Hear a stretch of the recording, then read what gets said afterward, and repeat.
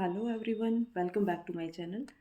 आज हम nucleophilic substitution reaction पढ़ेंगे क्या होती हैं। इससे पहले हमने एरोमेटिक कंपाउंड्स में न्यूक्लियोफिलिक सब्स्टिट्यूशन रिएक्शन को पढ़ा था। आज हम एलिफेटिक कंपाउंड्स में देखेंगे न्यूक्लियोफिलिक सब्स्टिट्यूशन रिएक्शन। चाहे आप एरोमेटिक में पढ़ो या एलिफेटिक में, सेम होती हैं। हम जब किसी ग्रुप को रिप्लेस करते हैं या डिस्प्लेस करते हैं किसी रिएजेंट से या इनकमिंग न्यूक्लियोफाइल से, तो हम उसे क्या बोलते हैं, न्यूक्लियोफिलिक सब्स्टिट्यूशन रिएक्शन बुलाते हैं। जब हम न्यूक्लियोफिलिक सब्स्टिट्यूशन रिएक्शन पढ़ते हैं, जब हम न्यूक्लियोफाइल का सब्स्टिट्यूशन करते हैं, रिप्लेस कराते हैं किसी ग्रुप को, तो जो हमारे पास लिविंग ग्रुप होता है, जो ग्रुप डिस्प्लेस होता है, जिस ग्रुप को हम बाहर निकाल देते हैं, तो वो हमेशा क्या करता है, जो इलेक्ट्रॉन होते हैं बॉन्डिंग के, उनको अपने साथ लेकर बाहर निकलता है। ठीक है, जैसे हमारे पास सपोज ये कोई भी न्यूक्लियोफिलिक सब्स्टिट्यूशन रिएक्शन है, हम पढ़ रहे हैं।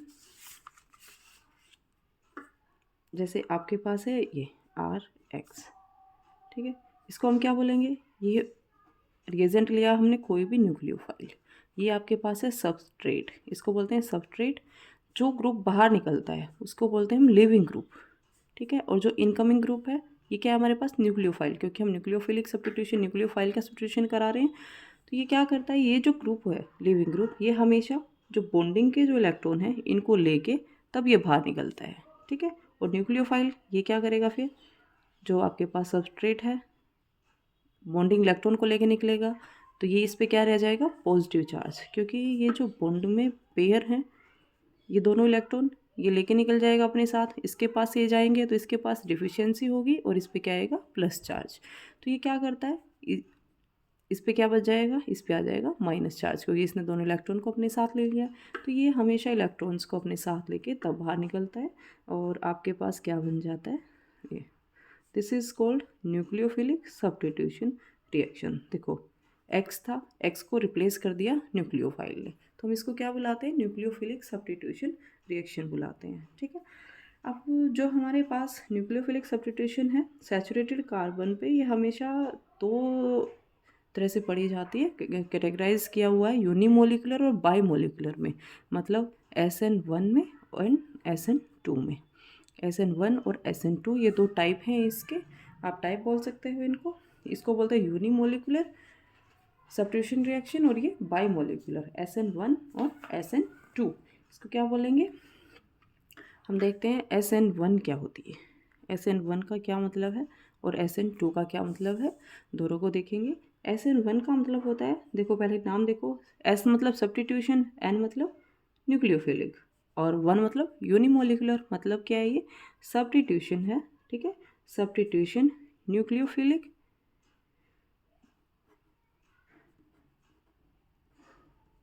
ठीक है, और 1 मतलब यूनिमोलिकुलर।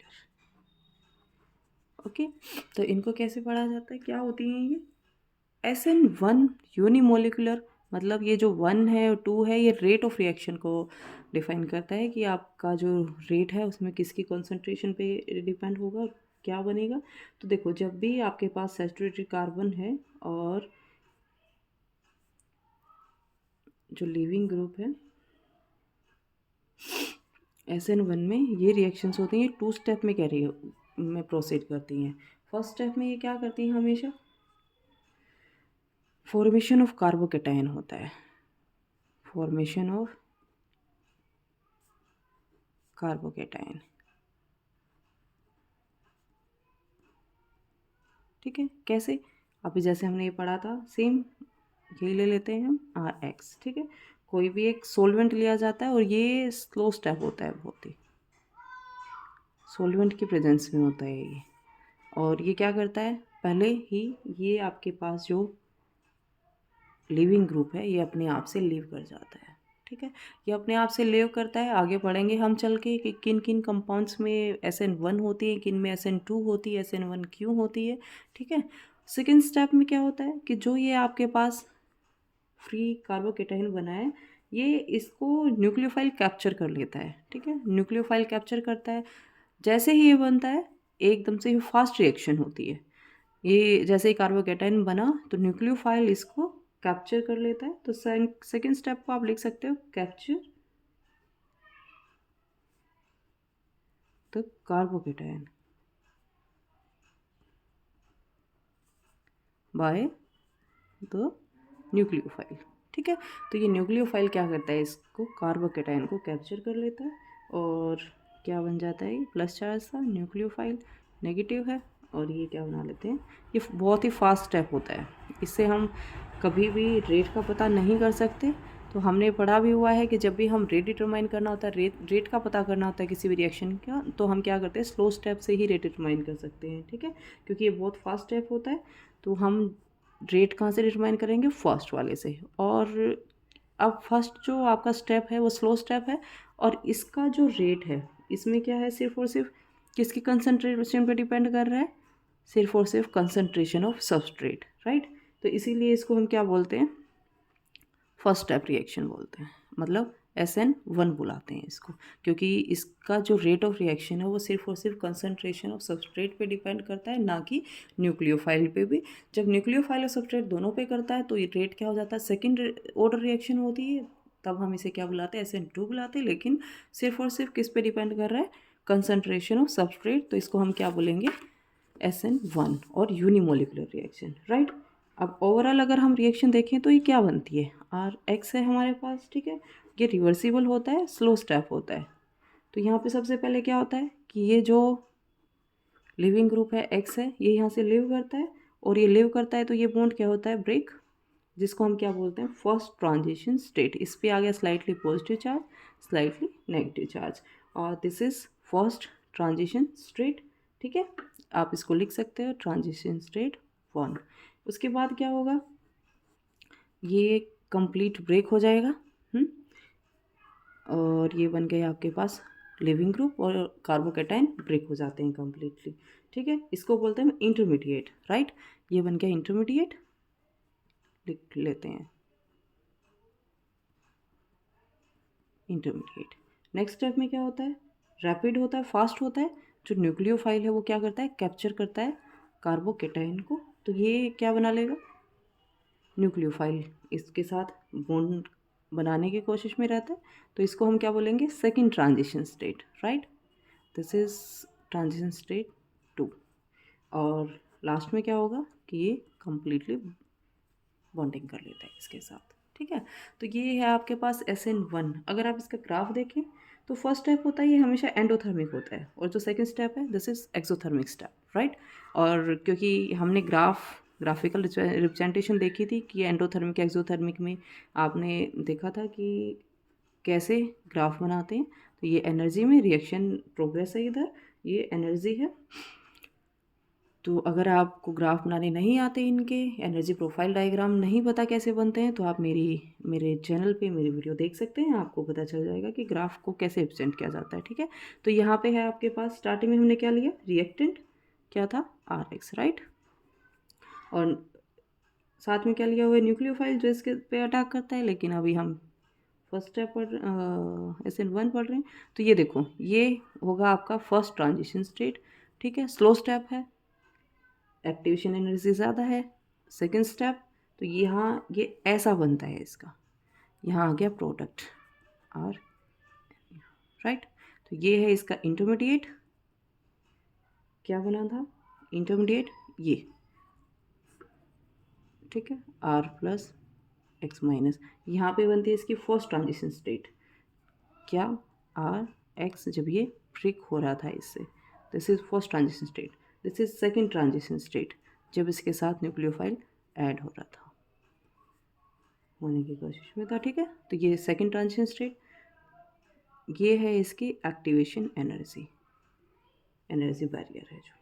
ठीक है, ये जो डिफरेंस है इनका,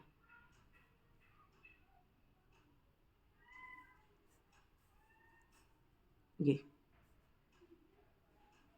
ΔH, ठीक है, सेकेंड स्टेप क्योंकि आपका एक्सोथर्मिक है।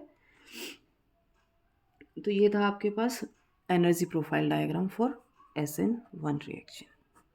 ठीक है, ट्रांजिशन स्टेट, देखो ग्राफ से भी, जब हमने ग्राफ एनर्जी प्रोफाइल डायग्राम को पहले भी जब हमने स्टडी किया था, उसमें भी मैंने आपको बताया था कि बेटा ये जो बनते हैं ऐसे, इनको बोलते हैं ट्रांजिशन स्टेट। ये होता है इंटरमीडिएट, ठीक है, ये इनका एनर्जी डिफरेंस होता है, ये एक्टिवेशन एनर्जी होती है। ये एक्सोथर्मिक रिएक्शन होगी, ΔS पॉजिटिव नेगेटिव, ये आप एंडोथर्मिक एक्सोथर्मिक रिएक्शन का ग्राफ से भी पता कर सकते हो, ठीक है। तो ये SN1 है आपके पास। अब इसकी स्टीरियो देखते हैं एक बार, स्टीरियो क्या होती है। देखो स्टीरियो केमिस्ट्री क्या कहती है SN1 रिएक्शन की। हमारे पास क्या था, RX था, राइट। एक कंप्लीट ले लेते हैं, कार्बन की फॉर्म में लिख लेते हैं ये X, ठीक है। फर्स्ट क्या था, स्लो स्टेप है। अब देखो स्टीरियो केमिस्ट्री क्या कहती है SN1 की। ये कहती है कि बेटा जो ये SN1 रिएक्शन है पार्शियली रेसमाइजेशन होता है इसमें एंड सम इन्वर्जन होता है। लेकिन अगर देखा जाए, क्योंकि यहाँ पे कार्बोकेटाइन की फॉर्मेशन हो रही है, राइट, R पॉजिटिव, तो हमारे पास फ्रीडम है दोनों साइड से अटैक करने की। तो हमारे पास 50-50 बनना चाहिए, 50 ही इन्वर्जन होना चाहिए, 50 ही रिटेंशन होना चाहिए, ठीक है। लेकिन क्या हो रहा है यहाँ पे कि पार्शियली रेसमाइजेशन, रेसमिक मिक्सचर 100% कब होता है, जब ये 50-50 होते, तो रेसमाइजेशन ही होता। लेकिन अभी क्या हो रहा है कि रिटेंशन भी हो रहा है, इन्वर्जन भी हो रहा है। क्यों हो रहा है ऐसा, पार्शियली रेसमाइजेशन क्यों है, इन्वर्जन क्यों हो रहा है साथ साथ, इसका क्या रीज़न है। देखो हमारे पास ये एक स्टीरियो देख रहे हैं, तो हम इसको डिफाइन कर लेते हैं। स्टीरियो में ये आ रहा है आपके पास, राइट। अब देखो यहाँ पे एक कार्बोकेटाइन बन गया आपके पास, X निकल गया, ये हो गया प्लेनर, ठीक है। और प्लेनर है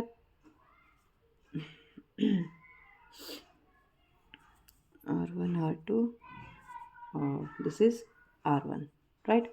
तो अब जब ये प्लेनर कार्बोनियम केटायन बना है, तो हमारे पास देखो ये एक है, ये p ऑर्बिटल है।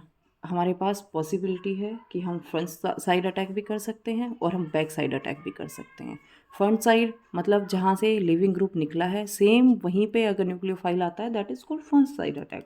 मतलब अगर वहीं पे न्यूक्लियोफाइल आता है, ये X इसी साइड था, यहीं पे अगर न्यूक्लियोफाइल आए इसके पास, तो इसको हम क्या बोलेंगे कि इसके पास क्या हो रहा है, रिटेंशन हो रहा है। न्यूक्लियोफाइल, अगर न्यूक्लियोफाइल इस साइड से अटैक करता है, राइट, और अगर न्यूक्लियोफाइल यहाँ से अटैक करता है बैक साइड से, तो इसको हम क्या बोलते हैं, इन्वर्सन, ठीक है। अगर न्यूक्लियोफाइल इधर आ जाए,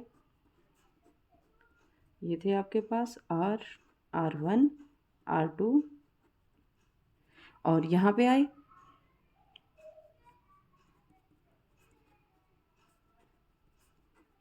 ये, तो ये क्या हुआ आपके पास, इसको हम बोलेंगे रिटेंशन, और ये क्या है, इन्वर्सन, ठीक है। मतलब ओवरऑल क्या बन रहा है, रिटेंशन, इन्वर्सन, रेसमिक मिक्सचर बनता। बस यही बनना चाहिए था कि क्योंकि हमारे पास पॉसिबिलिटी है, प्रोबेबिलिटी है कि p ऑर्बिटल है, फ्रंट साइड अटैक भी हो सकता है, बैक साइड भी हो सकता है, और होना चाहिए। जब दोनों पॉसिबिलिटी है तो 50-50 दोनों होने चाहिए, रिटेंशन भी पॉसिबल है, इन्वर्जन भी पॉसिबल है। और हमारे पास जो SN1 में जो प्रोडक्ट बनना चाहिए वो कैसा होना चाहिए, रेसमिक मिक्सचर बनना चाहिए, 50% इन्वर्जन, 50% रिटेंशन, ठीक है। ओके, लेकिन ऐसा होता नहीं है। मोस्टली केसेस में क्या होता है कि जो इन्वर्टेड प्रोडक्ट है वो ज़्यादा बनता है, राइट। ऐसा क्यों हो रहा है, देखो जब ये कार्बोकेटाइन बनता है, जब ये लिव करता है, leaving group, slow step first में, तो ये जो कार्बोकेटाइन है और लिविंग ग्रुप है, ये इंटीमेट आयन पेयर बना लेते हैं, इंटीमेट आयन पेयर की फॉर्म में रहते हैं, ठीक है। इंटीमेट आयन की फॉर्म में रहने से क्या होगा कि ये जो साइड है ये ब्लॉक हो जाती है, राइट, कि जो फ्रंट साइड है उसको ये लिविंग ग्रुप ब्लॉक करके रखता है न्यूक्लियोफाइल के लिए। न्यूक्लियोफाइल अप्रोच नहीं कर पाता क्योंकि ऑलरेडी यहाँ पे ये इसके साथ आयन पेयर बना के रखे हुए हैं। इसी वजह से जो हमारे पास इन्वर्जन है, इन्वर्टेड प्रोडक्ट है, वो ज़्यादा बनता है क्योंकि ये इस साइड को ब्लॉक कर लेता है, ठीक है। अब फिर क्या होगा, क्योंकि हम सॉल्वेंट यूज़ करते हैं तो सॉल्वेंट इसको सेपरेट करता है फिर, ठीक है। ये आप इसको लिख सकते हो, solvent separated ion pair, right. अब जब ये इंटीमेट आयन पेयर बना हुआ है यहाँ पे, तो इसने इस साइड को ब्लॉक किया हुआ है, फ्रंट साइड को, फ्रंट साइड में जहाँ से निकला वहीं पे साइन पेयर बना के रखा है। तो आपके पास जो न्यूक्लियोफाइल है फिर वो कहाँ से आ रहा है, बैक साइड से आ रहा है। तो इसी वजह से इन्वर्जन जो प्रोडक्ट है वो ज़्यादा बनता है एज़ कम्पेयर टू रिटेंशन, और इसी वजह से पार्शियली रेसमाइजेशन होती है, ना कि 100% रेसमाइजेशन, राइट। अगर ये ऐसा नहीं होता तब ये 50-50 बन सकते थे, राइट। अब जो सॉल्वेंट है ये इसको सेपरेट कर रहा है, तो आपके पास जो ये न्यूक्लियोफाइल और दो कंपाउंड बन रहे हैं, ये कैसे, अगर ये Z% बना सपोज, तो ये कितना बनेगा 100 माइनस Z%, राइट। तो यही रीज़न है इसका कि जब ये इसको सेपरेट करता है प्लस माइनस, तो ये कुछ टाइम तक आयन पेयर में रहता है, आयन पेयर की फॉर्म में रहता है, इंटीमेट आयन पेयर बना के रखता है लिविंग ग्रुप कार्बोकैटायन के साथ, और इसी वजह से ये इस साइड को ब्लॉक कर लेता है, ब्लॉक हो जाती है साइड। ब्लॉक होने की वजह से ही जो आपका न्यूक्लियोफाइल है, इनकमिंग न्यूक्लियोफाइल है, ये क्या करता है, बैक साइड ही अटैक कर पाता है। तो मोस्टली इन्वर्जन प्रोडक्ट इसीलिए बनता है, रेसमिक प्रोडक्ट नहीं बन पाता है, ठीक है। तो इसमें क्या करते हैं, देखो सॉल्वेंट इफेक्ट, बहुत सारे फैक्टर हैं जो SN1 SN2 को लीड करते हैं। सॉल्वेंट इफेक्ट है, न्यूक्लियोफिलिसिटी है, तो हम उसके बारे में भी पढ़ेंगे। उसके लिए हम एक सेपरेट वीडियो बनाएंगे, क्योंकि एक ही वीडियो बहुत ज़्यादा लेंथी हो जाती है, एक ही वीडियो में सब कुछ कवर नहीं हो पाता है। तो सॉल्वेंट इफेक्ट भी हम देखेंगे कि जो हम सॉल्वेंट यूज़ कर रहे हैं, देखो सॉल्वेंट का क्या इफेक्ट है, फिर भी थोड़ा सा यहाँ पे भी बता देती हूँ कि क्योंकि सॉल्वेंट का यहाँ पे यूज़ हो रहा है, सॉल्वेंट ही इसे सेपरेट कर रहा है। तो जो पोलर प्रोटिक सॉल्वेंट होते हैं वो हमेशा SN1 रिएक्शन को इन्हेंस करते हैं, इसके रेट ऑफ रिएक्शन को इन्हेंस करते हैं, बढ़ाते हैं। क्यों, देखो ये क्या करते हैं, हमारे पास देखो यही RX है, यही देख लो आप, X पे क्या है, नेगेटिव चार्ज है स्लाइटली, इस पे पॉजिटिव चार्ज है, ये इलेक्ट्रॉन्स को लेके निकल रहा है यहाँ से, है ना। तो ये जो X है, सपोज हमने सॉल्वेंट वाटर यूज़ किया हुआ है, तो वाटर के पास क्या है, नेगेटिव पॉजिटिव चार्ज है, तो ये इसके साथ सॉल्वेटेड आयन बना लेते हैं, ये इसको लीव करने में हेल्प करते हैं यहाँ से, ठीक है। तो इसी वजह से क्या होता है, उसे हम सॉल्वेंट इफेक्ट, सॉल्वेंट की वजह से एनर्जी डिक्रीज हो जाती है। देखो सपोज आपके पास है tertiary butyl chloride gas phase में, टर्शरी बुटाइल क्लोराइड हमने लिया हुआ है, एक तो है आपके पास गैस फेज में और एक है आपके पास लिक्विड फेज में, जिसमें हमने सॉल्वेंट लिया है वाटर को, ठीक है। तो इनकी एनर्जी कैलकुलेट की हुई है कि जब टर्शियरी ब्यूटाइल क्लोराइड को आप गैस फेज में लेते हो तो आपको 630 किलो जूल पर मोल एनर्जी सप्लाई करनी पड़ती है, ठीक है। लेकिन जब आप इसको वाटर लिक्विड फॉर्म में लिया हमने, जब हमने इसे वाटर को लिया है इसके साथ एज ए सोल्वेंट, तब हमें 84 किलो जूल एनर्जी ही देनी पड़ती है। तो देखो रेट ऑफ रिएक्शन इनहेंस होगा क्योंकि एनर्जी कम देनी पड़ रही है। तो ये जो एनर्जी डिफरेंस है that is called solvation energy, ठीक है। तो ये था आपके पास SN1 रिएक्शन। SN2 देखते हैं, SN2 क्या होती है। SN1 रिएक्शन क्या होता है, देखो एक बार रीअरेंजमेंट भी पॉसिबल होती है SN1 में, अगर आपके पास अनएक्सपेक्टेड प्रोडक्ट भी इसमें बनते हैं बहुत बार, क्योंकि सेम रीज़न होता है, जब आपके पास कार्बोकैटायन ज़्यादा स्ट्रॉन्गर बन पाता है तो हम वही बनाने की कोशिश करते हैं, तो रीअरेंजमेंट पॉसिबल होती है इनमें भी। नेक्स्ट है आपके पास SN2 रिएक्शन। SN2 क्या होती है, substitution nucleophilic biomolecular, right, substitution nucleophilic biomolecular, biomolecular. अब इसमें क्या होता है कि जब आपने कोई रिएजेंट सबस्ट्रेट लिया है और साथ में आपने रिएजेंट लिया है न्यूक्लियोफाइल, तो ये साथ साथ ही इस पर अटैक करता है। न्यूक्लियोफाइल ट्रांजिशन स्टेट बना लेता है, यहाँ पे आपके पास न्यूक्लियोफाइल अटैक कर रहा होता है, साथ में लिविंग ग्रुप भी निकल रहा होता है, ठीक है। तो आप इसको कैसे लिखोगे, ट्रांजिशन स्टेट कैसे बनाओगे इसकी, RX, राइट, स्लाइटली नेगेटिव, इस पर नेगेटिव था ही, तो इसको बोलते हैं ट्रांजिशन स्टेट। इसमें एक ही ट्रांजिशन स्टेट बनती है कि ये साथ साथ इस पर अटैक कर रहा होता है, और साथ ही साथ बॉन्ड, न्यू बॉन्ड फॉर्मिंग और ओल्ड बॉन्ड ब्रेकिंग साथ साथ होती है, साइमल्टेनियसली होती है। तो इसको हम क्या बोलते हैं, SN2, क्योंकि इसका जो रेट ऑफ रिएक्शन है वो रेट कांस्टेंट है, वो किस पे डिपेंड कर रहा है, रेट किस पे डिपेंड कर रहा है, आर इसकी कॉन्सेंट्रेशन पे भी और न्यूक्लियोफाइल की कॉन्सेंट्रेशन पे भी, ठीक है। इसलिए क्या होती है, सेकंड ऑर्डर रिएक्शन होती है, क्योंकि ये रिएक्शन प्रोसीड तभी होती है जब न्यूक्लियोफाइल इस पे अटैक कर रहा होता है, साथ साथ ही लिविंग ग्रुप बाहर होता है। ठीक है, तो इसका अगर हम एनर्जी प्रोफाइल डायग्राम देखें तो बहुत सिंपल सा होता है। एनर्जी है, यहाँ पे रिएक्शन प्रोग्रेस है, तो ये रिएक्टेंट है और ये सिंपली प्रोडक्ट बन जाता है। यहाँ पे एक ही ट्रांजिशन स्टेट बनती है और ये इसका एक्टिवेशन एनर्जी, राइट, ये होगी एक्टिवेशन एनर्जी। ठीक है, तो ये है यहाँ पे रिएक्टेंट हमने लिया हुआ है, this is transition state dotted और दिस वन इज प्रोडक्ट। यहाँ पे जो प्रोडक्ट बनता है 100% इन्वर्जन बनता है। ठीक है, इन्वर्टेड प्रोडक्ट ही बनता है। यहाँ पर पॉसिबिलिटी नहीं होती है रिटेंशन की, क्योंकि हमेशा बैक साइड ही अटैक करता है।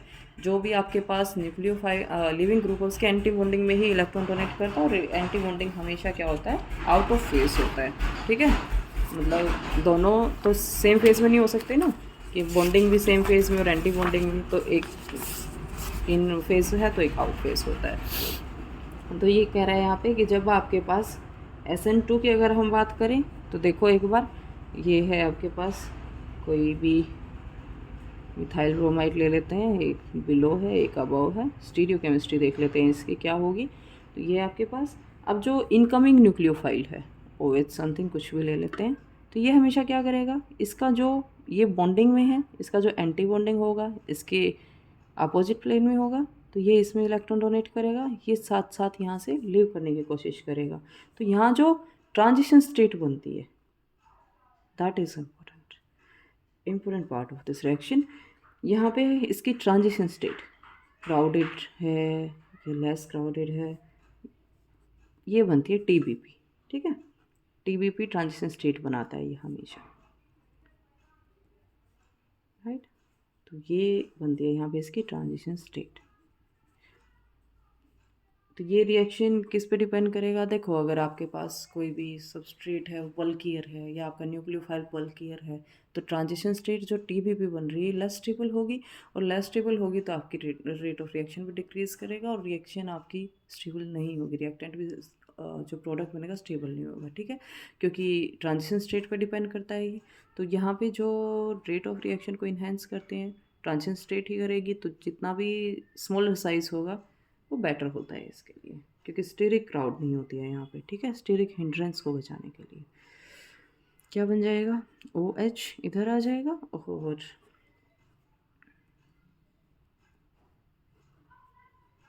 ठीक है, ये बन गया आपके पास सब्स्टिट्यूशन प्रोडक्ट, राइट। तो ये है आपके पास SN2 100% inversion product, inverted product. SN1 में देखो, SN1 में बनते हैं दोनों, इन्वर्जन और रिटेंशन दोनों होते हैं। ठीक है, इन्वर्जन ज़्यादा होता है, रिटेंशन कम होता है। SN2 में हमेशा इन्वर्जन ही होता है। ठीक है, यहाँ पे पार्शियली रेसमाइजेशन होता है।